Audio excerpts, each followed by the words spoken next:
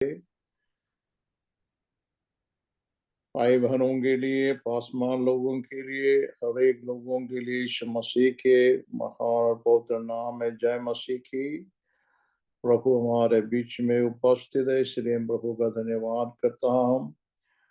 हमारे भाई राजन पास्टर से हमने अच्छे गाना सुन करके मैं भी बहुत खुश हूँ। परमेश्वर उसको बहुत आशीषित करे और पास्टर जोसेफ के लिए प्रभु का धन्यवाद करता हूँ। लगातार इस मीटिंग को हमें चलाने के लिए प्रभु ने उनके द्वारा एक कार्य को हमें आगे बढ़ा रहा है। प्रभु उनको भी और आशीष प्रदान करे। हालेलुया। आइए हम प्रार्थना करेंगे। स्वर्गीय पिता, हम धन्यवाद करते हैं सुंदर समय के लिए, आज के मीटिंग के लिए हम धन्यवाद करते हैं खुदावंद। आज हम सुबह के समय है, हाँ बस सुबह में प्रभु लोग इतना हालेलुया आपके हुजूरी में इस हसूम के माध्यम से आपकी आराधना के लिए, आपकी स्तुति के लिए, वचन का आमीन अध्ययन के लिए आज इकट्ठा होने के लिए प्रभु आपने सहायता किया, इसलिए हम धन्यवाद करते हैं। आए वो सारे भाई बहन कुटुंब परिवार को बड़ी आशीष से माला माल का धन्यवाद करते प्रभु जी। मुझे भी आपके हुजूरी में हम समर्पित करता हूँ। खुदावंद सहायता और मदद करना, पवित्र आत्मा मुझ में हो करके आज बात कर आपके नाम की महिमा होने पाए। आदर महिमा हम आपको देते यीशु मसीह के महान और पवित्र नाम से मांगता हूं, दया से सुन ग्रहण का स्वर्गीय पिता, आमीन। Hallelujah, glory to God. हम परमेश्वर की वचन में कलाम में जाएंगे। उससे पहले मेरा निवेदन है, जितने लोग जो है अपना वीडियो ऑन कर सकता है वो लोग अपना वीडियो ऑन करके हालेलुया इस वचन का अध्ययन में हम जाकर एक साथ जाएंगे, ताकि हम जो इस लाइन में आया हुआ है हमें उसमें प्रयोजन हो जाए और वचन हमसे बात करने पाए। Praise God. परमेश्वर आप सबको आशीष प्रदान करे। जो वीडियो ऑन किया वह सबको मैं धन्यवाद देता हूँ। प्रभु आपके साथ हो। हालेलुया। हम प्रकाशित वाक्य उसके 6वीं आयत में जाएंगे। प्रकाशित वाक्य उसके 6 आयत में, उससे पहले से 4 पद तक हम पढ़ेंगे, 1 to 4। फिर मैंने देखा कि मेमने ने उनका 7 मुहरों में से एक को खोला और उन चारों प्राणियों में से एक का गर्जन का सा शब्द सुना। मैंने दृष्टि की और देखो एक श्वेत घोड़ा है और उसका सवार धनुष लिए हुए है और उसे एक मुकुट दिया गया और वह जय करता हुआ निकला कि और भी जय प्राप्त करे। जब उसने दूसरी मुहर ओके या you can continue up to 4। दूसरा तीसरा पद भी पढ़िएगा। जब उसने दूसरी मुहर खोली तो मैंने दूसरे प्राणी को यह कहते सुना, फिर एक और घोड़ा निकला जो लाल रंग का था। उसके सवार को यह अधिकार दिया गया कि पृथ्वी पर से मेल उठा ले, ताकि लोग एक दूसरे का वध करे, और उसे एक बड़ी तलवार दी गई। आमीन। हमने इस वचन को आज देख रहा है कि प्रकाशित वाक्य जो है, ये जो वचन है प्रकाशित वाक्य को हम उसका पहला आयत में हम देखते हैं कि यीशु मसीह को हम ग्लोरिफाइड क्राइस्ट, जो प्रभु यीशु मसीह अपना पूरा महिमा में यूहन्ना को दर्शन दिया। उनका पूरा महिमा में यीशु अपना दर्शन को दिखा रहा है। यीशु मसीह कौन है करके उनको बता रहे। वहां पर हम देखते हैं पहला आयत के अंदर, उसका पहला आयत का 12 से हम पढ़ेंगे तो वहां पर कुछ बात हमको दिखाई देगा। 12 से पढ़िएगा।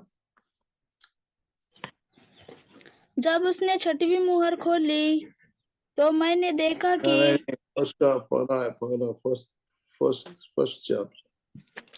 तब मैंने उसे जो मुझसे बोल रहा था देखने के लिए अपना मुंह फेरा, और पीछे घूमकर मैंने सोने की 7 दीवटें देखी, और उन दीवटों के बीच में मनुष्य के पुत्र के सदृश एक पुरुष को देखा, जो पांव तक का वस्त्र पहने और छाती पर सोने का पटुका बांधे हुए था। बस आगे फिर आप लोग पढ़ के देख लेना। और इसके 16 पद में क्या लिखा है? वह अपने पढ़ो। वह अपने दाहिने हाथ में 7 तारे लिए हुए था, और उसके मुख से तेज 2 धारी तलवार निकलती थी। उसका मुंह ऐसा प्रज्वलित था जैसा सूर्य कड़ी धूप के समय चमकता है। देखो हम और क्या देखा हमने? उसका मुंह ऐसा प्रज्वलित था जैसा सूर्य खड़ी धूप को समय चमकता है। और सूर्य इतना दूर पर रहता है तो भी हम लोग उस समय पर सूरज को देख नहीं सका, डायरेक्ट उसको देख नहीं सकता। मरीशु मसीह उसी प्रकार जो उनके सामने दर्शन हुआ है, तो तब क्या हुआ है? यूहन्ना का हालत क्या हुआ? जब मैंने उसे देखा तो उसके पैरों पर मुर्दा सा गिर पड़ा। यूहन्ना पहला क्या ऐसा करता था कि यीशु मसीह के बिल्कुल करीब में उनके छाती से आमेन लड़के रहते थे। कई बार उसको उस प्रकार की इतना क्लोजनेस उसको जीवन में था, यहाँ तक कि यूहन्ना ने यीशु के क्रूस के पास भी वही एक ही चेले को हम देख रहे हैं कि बाकी चेले लोग सब डर के मारे और भाग गया है, मगर जो वही व्यक्ति जो है स्त्रियों के साथ वहां पर खड़े हुए हम देख रहा है। यूहन्ना इतना क्लोज था यीशु मसीह के साथ और यीशु को ज्यादा प्यार करता था, यीशु उनको भी ज्यादा प्यार करता था। तो उस व्यक्ति ने हम पर यीशु को किस प्रकार देख रहा है कि उसको यीशु मसीह का जो ओरिजिनलिटी में वो सच्चाई उनका जो और ईश्वरीयत्व में जो उनका पूरा महिमा में जब देख रहा था तब उसने सब जब मैंने उसे देखा तो उसके पैरों पर मुर्दा सा गिर पड़ा है। तो फिर यीशु मसीह ने उसको कहा है, क्या उसने मुझ पर अपना दाहिना हाथ रखकर कहा, मत डर, मैं प्रथम अंतिम और जीविता हूँ। Praise God. मैं मर गया था, आप देख मैं युगानुयुग जीवित है, और मृत्यु और अधोलोक का कुंजियां मेरे ही पास है। अभी शैतान को उसके अंदर कोई अधिकार नहीं है। मृत्यु और अधोलोक का अधिकार किसके हाथ में है? यीशु मसीह के हाथ में है। Praise God. यीशु मसीह ने जयवंत हुआ है, उसने जय पाया है, और हमारा मृत्यु के अधिकार किसके पास है? यीशु के पास है। इसलिए हम डरने की आवश्यकता नहीं है। मृत्यु करके कई बार लोग जो डर के मारे रहता है, ऐसा डरना नहीं चाहिए, ताकि हमारा प्रभु यीशु मसीह को प्यार करने वालों को मालूम होना चाहिए मेरे प्रभु के हाथ में है उसके अधिकार। Praise God. उनके बिना कुछ नहीं होगा मेरा जीवन के अंदर। इस प्रकार की हिम्मत हमारा जीवन में होना आवश्यक है। हम पहली आयत के अंदर इस प्रकार यीशु मसीह का जो पूरा महिमा को हम देख रहे हैं। उसके बाद में 2 और 3 आयत के अंदर हम क्या कलीसिया 7 कलीसियाओं के बारे में यहाँ पर उल्लेख है। ये 7 कलीसिया जो है आमीन पहला शताब्दी से लेकर अभी तक का जो समय का 2000 ईयर जो कलीसिया है उसके लिए रिप्रेजेंट करने वाला है। उसको उसी के बारे में हम यहाँ पर पाए जाते हैं। 2 सेकंड और 3 जो 7 कलीसिया को आमीन यहाँ पर हम दिखाई देते हैं। और 4 आयत से लेकर 22 आयत तक कहीं भी कलीसिया करके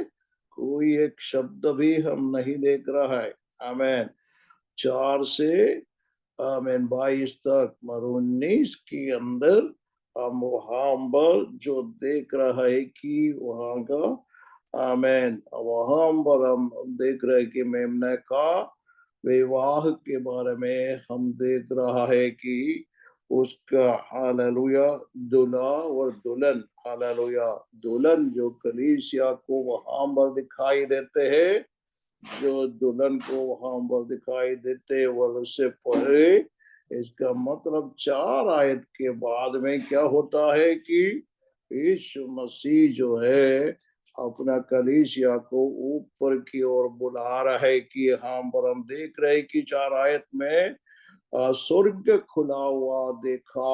उसने देखा स्वर्ग खुला हुआ है और उनको ये बोलता तू यहाँ पर आ। यूहन्ना जब प्रश्न कर रहे कि पूरा कलीसिया को तो वो कलीसिया को ऊपर की ओर बुला रहा है। तो इस प्रकार कलीसिया उठा लिए जाने के बाद में यहाँ पर का पूरा सीन अलग होता है। 4 आयत से हम लोग जो पढ़ता है तो वो 4 से 22 तक जो है आने वाला भविष्य में होने वाला बातों के बारे में उल्लेखित है। हालेलुया भविष्य में होने वाला बातों के बारे में उल्लेख है 4 आयत से लेकर 22 आयत तक जो हम लोग जो पढ़ते हैं।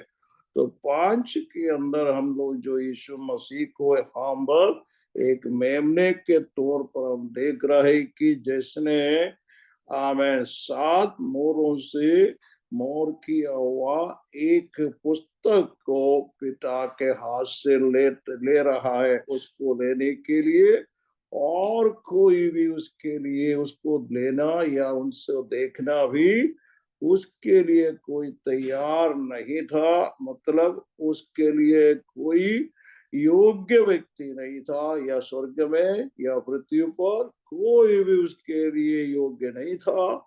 तो यूहन्ना ने फूट फूट कर रोने लग गया। तो परमेश्वर ने वहां पर एक प्राचीन ने उनसे बोला कि आमीन क्या क्या बोला है कि तो और यहूदा गोत्र की सिंह और दाऊद का मूल वहां पर इसको जयवंत पाया हुआ है जय पाया हुआ है। उसने जब देखा सिंह आने के लिए मगर वो सिंह को नहीं देखा।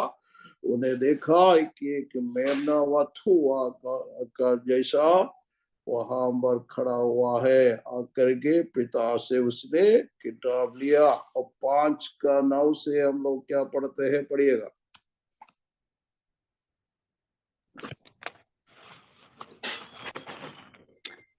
वे यह नया गीत गाने लगे, तू इस पुस्तक के लेने और इसकी मुहरें खोलने के योग्य है, क्योंकि तूने वध होकर अपने लहू से हर एक कुल और भाषा और लोग और जाति में से परमेश्वर के लिए लोगों को मोल लिया है। आमीन प्रेज द लॉर्ड। और यहाँ बोलते हैं कि वह ये नया गीत गाने लगे कि तुम पुस्तक को ले और उसकी मोहरें खोलने का योग्य है, क्योंकि तूने वध होकर अपना लहू से हर एक कुल और भाषा और लोग जाति में से परमेश्वर के लोगों को की मोल लिया है। तो आगे क्या लिखा है 10 में, उन्होंने हमारा परमेश्वर के लिए एक राज और याजक बनाया, वो पृथ्वी पर राज्य करेगा। Praise the Lord. और इसके नीचे हम देखते हैं उनकी आराधना, उसको आराधना किस प्रकार आराधना करते हैं। 12 पद में क्या लिखा है, और वे ऊंचे शब्द से कहते थे कि वध किया हुआ मेमना ही सामर्थ और धन और ज्ञान और शक्ति और आदर और महिमा और धन्यवाद के योग्य है। और ऊंचे शब्द से, हमें बिल्कुल छोटे शब्द नहीं, हम जैसा आराधना करते वैसा नहीं, बहुत ऊंचे शब्द से और ऊंचे शब्द से कहने लगा, वध हुआ मेमना का सामर्थ और धन और ज्ञान और शक्ति और आदर और महिमा और धन्यवाद के योग्य है। कौन है धन्यवाद के योग्य? वध हुआ मेमना हमारा प्रभु यीशु मसीह है, धन्यवाद के योग्य।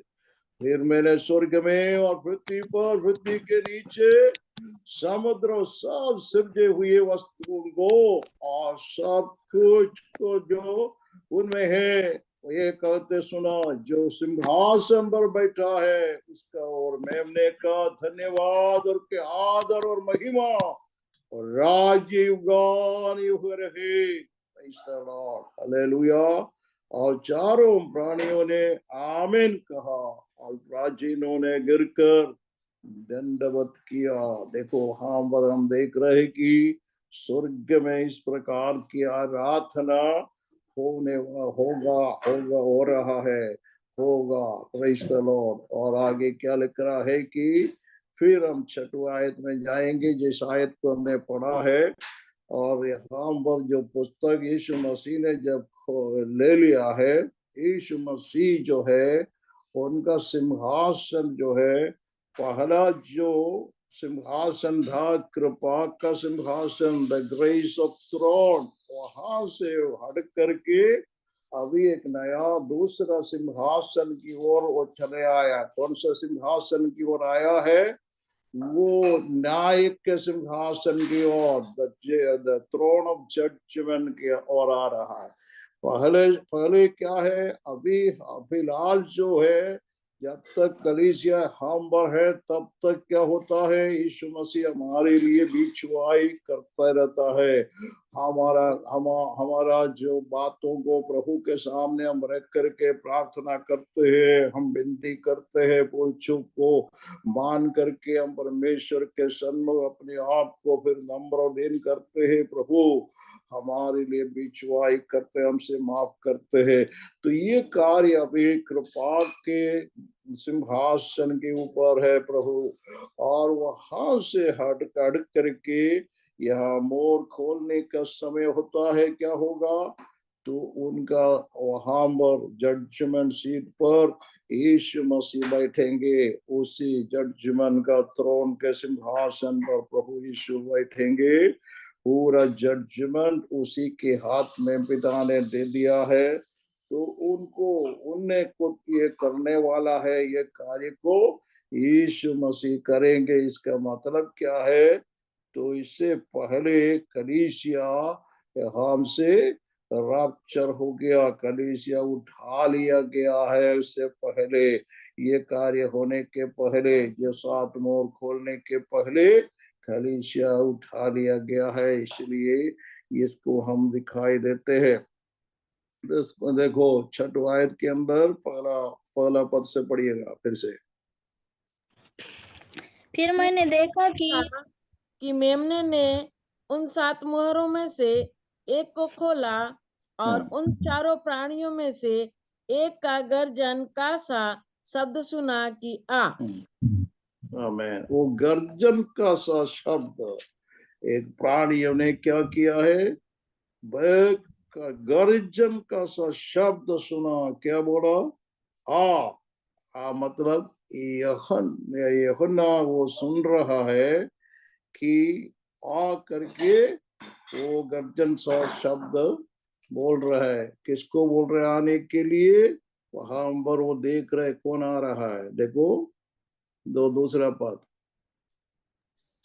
और मैंने दृष्टि की और देखो एक श्वेत घोड़ा है और उसका सवार धनुष लिए हुए है और उसे एक मुकुट दिया गया और वह जय करता हुआ निकला कि और भी जय प्राप्त करे।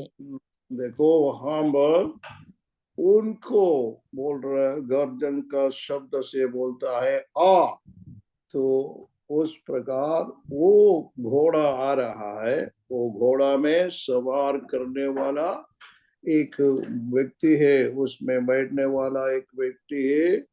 वो ये किस प्रकार की घोड़ा है? सफेद घोड़ा है, सफेद घोड़ा। सफेद किसको दर्शाता है? सफेद जो है शांति को दर्शाता है, शांति या शांति का कार्य को करने के लिए आ रहा है। शांति, जहां पर शांति नहीं है वहां पर शांति बोल करके आने वाला व्यक्ति है। मगर ये कई लोग बोलता है मसीह है, मगर मसीह नहीं है।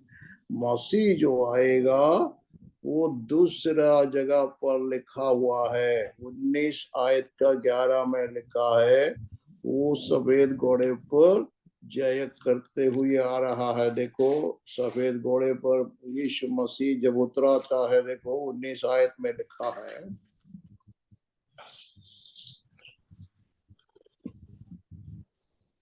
फिर मैंने स्वर्ग को खुला हुआ देखा और देखता हूँ कि एक सफेद घोड़ा है और उस पर एक सवार है जो विश्वास योग्य और सत्य कहलाता है और वह धर्म के साथ न्याय और युद्ध करता है। मैं देखो वो व्यक्ति विश्वास योग्य है। क्या लिखा है? विश्वास योग्य है, सत्य कहलाता है और वह धर्म के साथ न्याय और युद्ध करता है। देखो वहां पर विश्वास योग्य और सत्य कहलाने वाला कौन है? यीशु ने जो कहा है, मैं ही सत्य मार्ग जीवन में ही हूँ और उनके अलावा और कोई नहीं है। और उसके आगे लिखा है, उनकी आंखें आग का ज्वाला है, उसके सिर पर बहुत से राज मुकुट है। Praise the Lord. ये पहला छठवां आयत में जैसा आया हुआ व्यक्ति का जैसा नहीं, ये वहां पर कम क्या कि उसकी आंखें कैसा है? आग के ज्वाला है, आग के ज्वाला। Praise the Lord. पहला आयत में हमने देखा उसका चेहरे को देख किस प्रकार उज्जवल सूरज के समान, जो घड़ी धूप में जो सूरज के समान जो है, उसके उससे भी ज्यादा प्रकाश में यीशु मसीह का चेहरे को वहां पर दिखाई देते हैं। और उसके सिर पर बहुत से राज मुकुट है। तो हम लोग सोचता होगा इस प्रभु के सामने यूहन्ना जब खड़ा होने की कोशिश किया तो वो उनको भी खड़ा नहीं रख सका, वो भी मुर्दा का जैसा गिर पड़ा, तो हम कैसे खड़ा रहेंगे? तो यीशु ने क्या बोला है? मत्ती 13 का 43 में हम क्या देख रहे हैं? मैथ्यू 13:43 में क्या देख रहा है? धर्मी लोग जो पिता के राज्य में सूरज के समान चमकेगी। हालेलुया। देखो वहां पर क्या लिखा, हमने मिला था। उस समय धर्मी अपने पिता के राज्य में सूर्य के समान चमकेंगे, जिसके कान हो वह सुन ले। आमीन। हम भी उसी प्रकार सूरज के समान चमकेंगे करके यीशु मसीह ने स्वयं कहा है। Praise the Lord. हमारा भी हमें रूप बदलेंगे, उनके समानता में हम भी होगा, उनके समान हम होगा। बहुत से वचन उसके बारे में पहले ही मैंने आपको समझाया था, उसमें जाने के लिए समय नहीं अभी।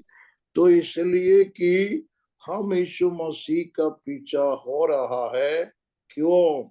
सिर्फ खाने पीने के लिए, रहने के लिए, पहनने के लिए, खुशी यहाँ पर मनाने के लिए सिर्फ नहीं, यहाँ का खुशी थोड़े दिन के लिए है, और हमारे लिए एक आनंद काल तक मसीह के संग हम खुशी मनाने जा रहा है। Praise the Lord.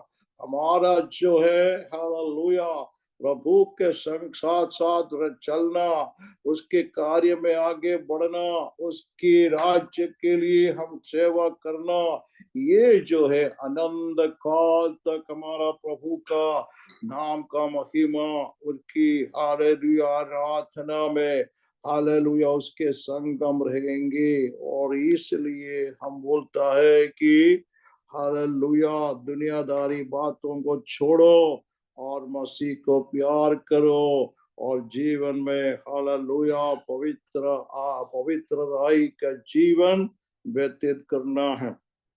यहाँ हम 6वें आयत में प्रकाशित वाक्य 6 के अंदर उसका 3रा पद, पहला पद में हमने क्या देखा? वो सफेद घोड़ा को दिखा। कौन है? एक हालेलुया मसीह विरोधी आदमी है। मसीह मतलब वो एक इमिटेटर है, वो मसीह जैसा ही आमेन एक्शन करेगा, बोलेगा कि हाँ मैं ही हूँ करके, वो झूठा मसीह रहेंगे। वो व्यक्ति को झूठा मसीह, यीशु मसीह ने स्वयं कहा ये झूठा मसीह आएंगे, तुम लोग उस पर विश्वास करेंगे। मैं जो आया है मुझको विश्वास करने के लिए तुम्हें मुश्किल है। तुम लोग मैं मुझसे विश्वास नहीं करता है। मैं पिता के ओर से आया है और पिता का नाम को मैं ऊंचा भी करता हूँ, फिर भी तुम लोग मुझ पर विश्वास नहीं करते। मगर एक झूठा आने वाला है मसीह करके, और उस पर तुम लोग विश्वास करेगा। ये यहूदी लोगों को होगा, सिर्फ यहूदी नहीं, और भी कई लोग उसमें फंस जाएंगे। तो पूरा दुनिया में आने वाला है, वचन में वही लिखा है, उसके बारे में ही बोलता है। अधर्म का मूर्ति, अधर्म करने वाला, पाप का आमेन कटोरा उनके हाथ में, मतलब उसी व्यक्ति जो है पापी है, पापी व्यक्ति है, दुनिया में बहुत पाप करने वाला व्यक्ति हुई है। तो शैतान उसके ऊपर आमेन बसेंगे, शैतान उनको अधिकार देगा। वो सारे बात जो है आगे हम पढ़ेंगे। आमेन। इसके लिए हमको हालेलुया अभी फिलहाल ये जो वाक्य हमने पढ़ा है उसका बारे में हम देखेंगे। तो वो व्यक्ति प्रकट होगा और इसलिए उसको गर्जन सा शब्द से बुला रहे कि आ करके आमीन बता रहे कि वो आ गया है, उसको आना पड़ेगा, उसके लिए थोड़ा समय है। वो फिर आ करके क्या करेगा? दानियल के किताब उसका 9 का 27 में हम लोग क्या पढ़ते हैं?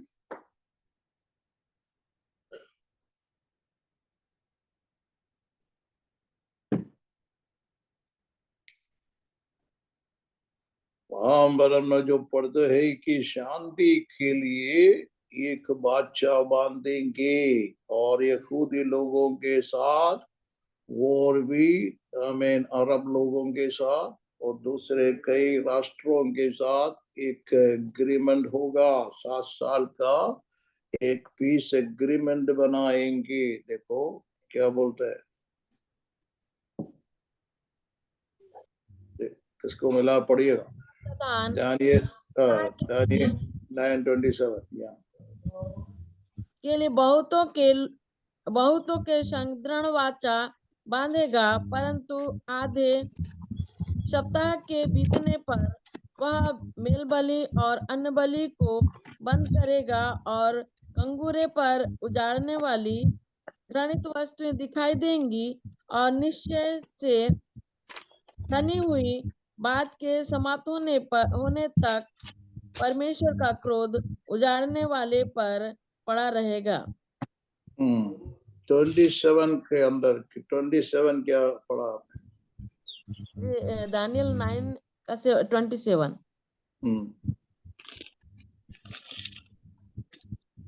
एक बादशाह बांधेगा करके वो पढ़ा था। और Okay. वह प्रधान एक सप्ताह के लिए बहुतों के संग दृढ़ वाचा ये बांधेगा। बस एक सप्ताह के लिए, एक सप्ताह का मतलब क्या है? 7 years का टाइम है। एक सप्ताह जो बोलता है, और उसकी ऊपर मेरे देखते हैं तो मालूम कर सकता है, पढ़ने का समय नहीं है, मत पढ़ो। वहां दानियल की प्रार्थना का जवाब है। दानियल ने प्रार्थना किया है कि प्रभु इस्राएली लोगों का बंधुआई कितना समय के लिए है, और उसका उत्तर परमेश्वर उनको दे रहा है कि दर्शन के अंदर उससे बात हो रहा है कि, और दूध ने उनको ये बातों को बता रहे कितना है कि 70 वीक्स मतलब 70 हफ्ता उनके लिए होगा। मतलब उसका 490 ईयर्स है, उसका 490 ईयर्स। 70 into 70 तो 70 into 7 उसका 490 70 into 7 तो 490 ईयर्स के लिए उसका समय रहेंगे। तो उसका 483 जब हुआ है, वह जैसा वहां लिखा है, तो उसको अभिषेक तो काटा जाएगा। अभिषेक कौन था? यीशु मसीह अभिषेक करके उनके लिए आया था, मगर उसने उसको ग्रहण नहीं किया है, तो इसलिए वो काटा गया है, मारा गया है। और वो इस कारण हमारे लिए फायदाबंदी हो गया, क्योंकि हम अन्य जाति का लोग हैं। अन्य जाति का लोगों को परमेश्वर ने कृपा किया है, हम पर दया किया है हमें, तो हालेलुया, उनके साथ उद्धार दिया है। तो मगर यहूदी लोगों ने उस चीज को ग्रहण नहीं किया। बहुत लोग ग्रहण किया है, कई लोगों ने उसको इनकार किया है, तो काफी लोगों ने इनकार किया है। तो इसलिए उस प्रकार की बात हुआ है। तो 70 हफ्ते के लिए बात हो रहा है कि उसका 70 में एक हफ्ता भी बाकी रह गया है। तो 70 के बाद में क्या हुआ? 483 ईयर्स के बाद में एक 7 ईयर्स का टाइम जो है, उसका एक ब्रैकेट पीरियड अभी 2000 ईयर्स जो कलीसिया के लिए दिया गया है। कलीसिया का ब्रैकेट पीरियड चल रहा है। कलीसिया जो है अभी उठा लिया जाने के बाद में क्या होगा? फिर यहूदियों के लिए एक हफ्ते का समय होगा, मतलब 7 ईयर्स का समय। उसके बारे में ये बाइबल में बोलता है कि बहुत ही कठिनाई का समय होगा, या उसके बारे में बोलता है कि ट्रिबुलेशन पीरियड, ये महोद्रव का समय, बहुत ज्यादा उपद्रव दुनिया में होगा। यीशु मसीह ने स्वयं कहा है कि मत्ती 24 का 21 में लिखा हुआ है, जो समय अभी तक नहीं हुआ है, आगे होगा भी नहीं है। इस प्रकार की समय आएंगे, आमीन, उनके बीच में। तो इसके बारे में प्रभु ने पहले ही बोला है। और दुनिया में इस प्रकार की चीज आने वाला है। वो कठिनाई समय जो है, ये सफेद घोड़ा में ये झूठा मसीह व्यक्ति जो प्रवेश होगा, उस समय से लेकर उनके लिए 7 ईयर्स का टाइमिंग होगा। तो ये कार्य को हमें मालूम होना चाहिए। उस होने का संभावना जो है इन दिनों में हम देख रहा है। क्या देख रहा है कि यहूदी में, इस्राइल में बहुत से लड़ाई के बारे में हम देख रहे हैं। लड़ाई खत्म नहीं हो रहे। बहुत यूनाइटेड नेशन ने कोशिश किया बंद करने के लिए, बंद नहीं हुआ है। और उसके बाद में वह उसका उसका साउथ साइड से हमास है, इसका नॉर्थ में कौन है? हिजबुल्ला।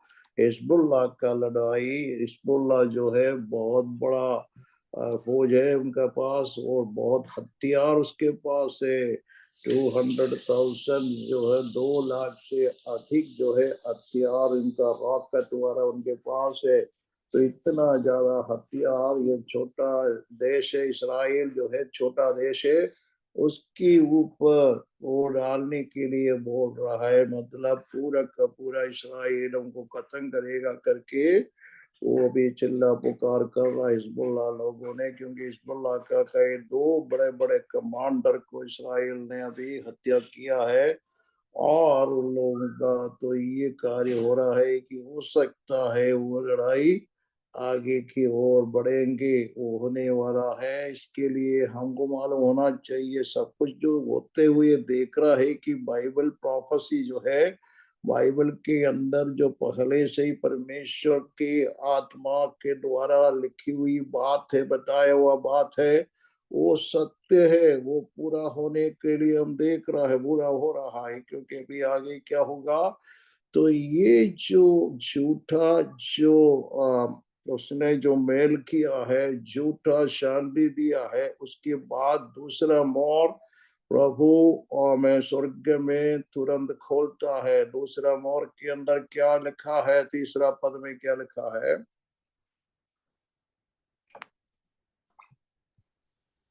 और जब उसने दूसरी मोहर खोली तो मैंने दूसरे प्राणी को यह कहते सुना कि आ। फिर एक और घोड़ा निकला जो लाल रंग का था। उसके सवार को यह अधिकार दिया गया कि पृथ्वी पर से मेल उठा ले, ताकि लोग एक दूसरे को वध करे, और उसे एक बड़ी तलवार दी गई। आमीन। उसको एक बड़ी तलवार दी गई। बड़ी तलवार इसलिए दिया गया है कि आपस में मरे, मतलब लड़ाई करे, आपस में युद्ध करे। आजकल का जो लड़ाई में छोटी मोटी लड़ाई नहीं होगा, तो बड़े में न्यूक्लियर का लड़ाई का मैदान में दुनिया जा रहा है। हमको मालूम है कि रशिया भी क्या कर रहा है। रशिया का न्यूक्लियर सबमरीन, जो समुद्र के नीचे से चलने वाला जो सबमरीन होता है, वो बड़े शिप के अंदर उन लोगों का और उनकी जो लड़ाई का और भी जो जहाज है, तो सब कुछ अमेरिका के करीब में आकर के खड़ा हुआ है।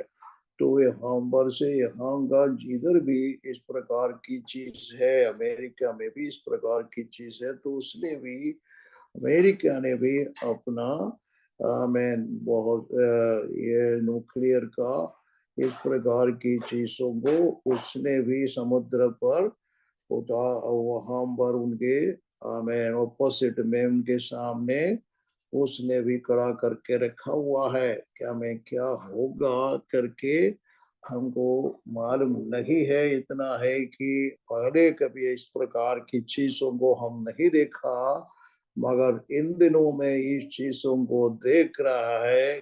कब क्या होगा करके लोग डर रहा है। इस प्रकार की चीज हमको दिखाई दे रहा है कि समय को हमको मालूम करना बहुत जरूरी है। हमें आपस में लड़ने के लिए खड़ा है। यीशु मसीह ने इनके बारे में बोला, मत्ती 24 का 6 और 7 में क्या बताया?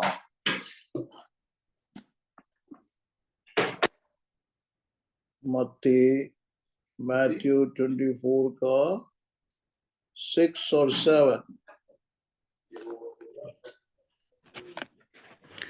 तुम लड़ाइयों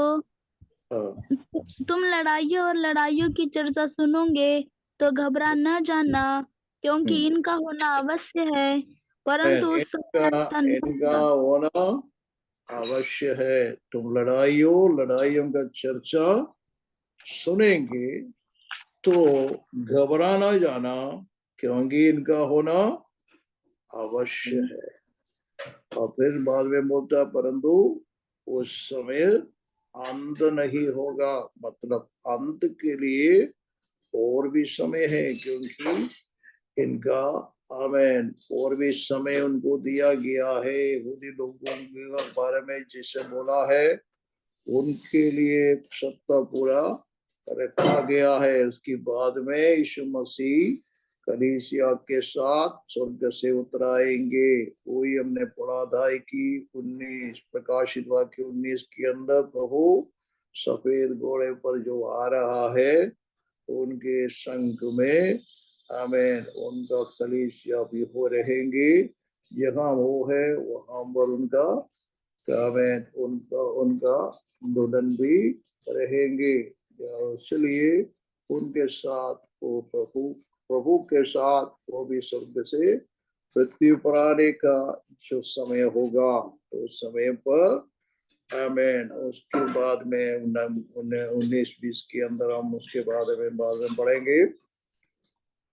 तो इसलिए कि हमको मालूम होना चाहिए अंत उस समय पर होगा जब अंत कब होगा हमें फिर यीशु मसीह 1000 साल पृथ्वी को शासन करेंगे। एक 1000 साल यीशु पृथ्वी को शासन करेंगे। उसके बाद में अंत होगा। उसके बाद में क्या होगा? ये पृथ्वी पूरा आकाश ढल जाएंगे। फिर नया पृथ्वी नया आकाश आएगी। ये सारे बात वहां पर हमको मालूम कर सकता है। ये सब कुछ प्रकाशित वाक्य में लिखा हुआ है। तो उस समय पर अंत होगा। तो इसलिए कि हमको मालूम होना चाहिए जो कुछ भी वचन में लिखा हुआ है वो पूरा होना अवश्य है। हमारा जुर्माना होना और हमको ढालने के लिए ईश्वर आएंगे। उस समय पर उनके समय पर वो आएंगे। इसलिए हम जागृत रहना पड़ेगा। हम प्रार्थना करते रहना पड़ेगा। हालेलुया। हम लिखा है क्योंकि जाति जाति के और राज्य राज्य पर चढ़ाई करेंगे और जगह जगह अकाल पड़ेंगे और भूकंप होगा। देखो कितना भूकंप हम देख रहे हैं। जाति जाति पर लड़ाई कर रहे हैं। यूक्रेन और रशिया के ऊपर भी लड़ाई चल रहा है। उनके साथ में देने के लिए भी नॉर्थ कोरिया उनको उसने बोला है कि हमें रशिया का साथ देगा लड़ाई के लिए। उनके पास पूरा न्यूक्लियर है तो बॉम्ब है न्यूक्लियर बॉम्ब है। इस प्रकार की चीज हम देख रहा है। तो और भी हमें टर्की है ईरान है सब रशिया के साथ रहता है। तो ये सारे दुनिया के बारे में हम देख रहा है कि बिल्कुल हमें इस चीजों को देखते हुए हमें मालूम होना चाहिए। पढ़िएगा हमें अशांति रखना की आवश्यकता नहीं। हमें क्या होना चाहिए? हमें घबराना नहीं चाहिए। हम शांति में रहना चाहिए। परमेश्वर वही बोलता है। देखो उसके अंदर वचन में यूहन्ना के इंजील में उसका 14 का 27 में 27 में क्या लिखा है? जॉन गॉस्पेल 14:27 मैं तुम्हें शांति दिए जाता हूँ, अपनी शांति तुम्हें देता हूँ। जैसे संसार देता है मैं तुम्हें नहीं देता। तुम्हारा मन व्याकुल न हो और न डरे। तुम्हारा मन व्याकुल ना हो न डरे। क्या है? तुमने सुना है कि मैंने तुमसे कहा है कि मैं जाता हूं और तुम्हारे पास फिर आऊंगा। यदि तुम मुझसे प्रेम रखते हो तो इस बात की आनंदित होते हैं कि मैं पिता के पास जाता है क्योंकि पिता मुझसे बड़ा हम। यीशु मसीह बोलता है तुम लोग आनंदित होगा कि मैं जा करके फिर से तुम्हारे पास आएंगे। हालेलुया। यीशु मसीह फिर से आएंगे। बोलता है कि मैं तुम्हें अपना शांति देता हूँ। जैसा दुनिया देते संसार देते नहीं वैसा नहीं। संसार किस प्रकार की शांति देते हैं?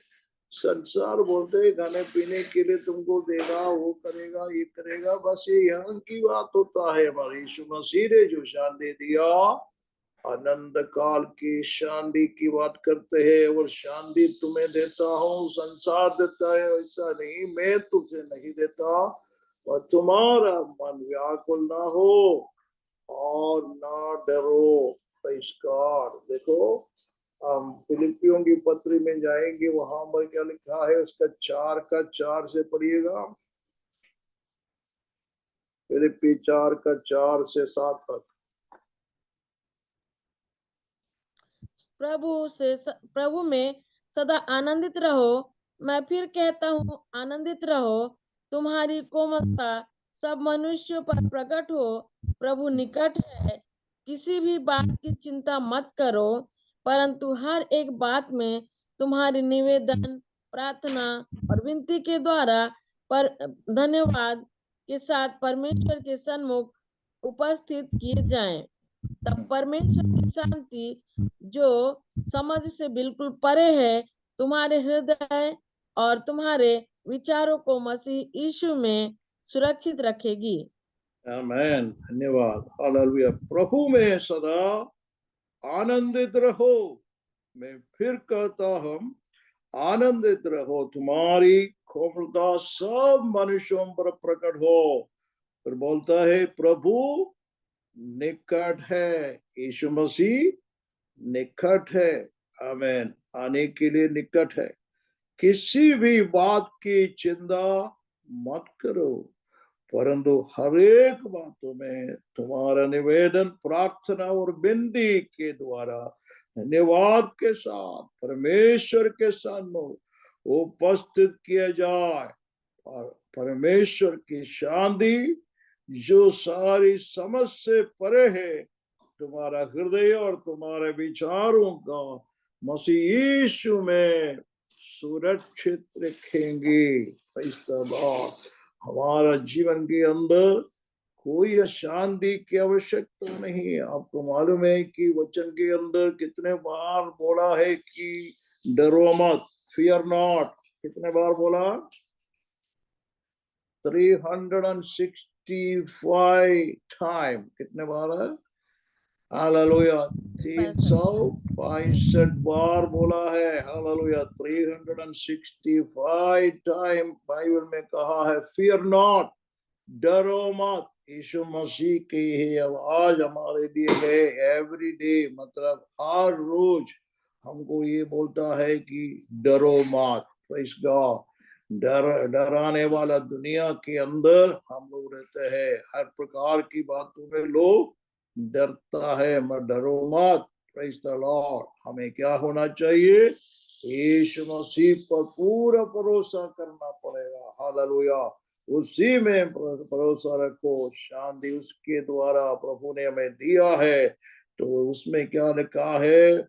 और परमेश्वर की शांति जो सारी समझ से परे है, तो तुम्हारा हृदय और तुम्हारे विचारों में मसीह यीशु में सुरक्षित रखेंगे। Praise the Lord. जस्ट और लोगों को यह समझ नहीं सकता, मगर हमारा जीवन के अंदर वो बड़ी शांति, हालेलुया, अजीम शांति से प्रभु हमें हालेलुया सुरक्षित रखेंगे। इसलिए हम पूरा यीशु मसीह पर भरोसा करते हुए प्रार्थना और निवेदन में आगे बढ़ते रहना है। उनकी कार्य में हम लगातार उत्साहित होना चाहिए। उनके कार्य में, उनकी सेवकाई में, उनका नाम की महिमा करने में, उनके वचन को दूसरों को बांटने में और प्रार्थना करने के लिए, वचन बांटने वालों को हालेलुया मदद करने के लिए, इस प्रकार की सारी बातों में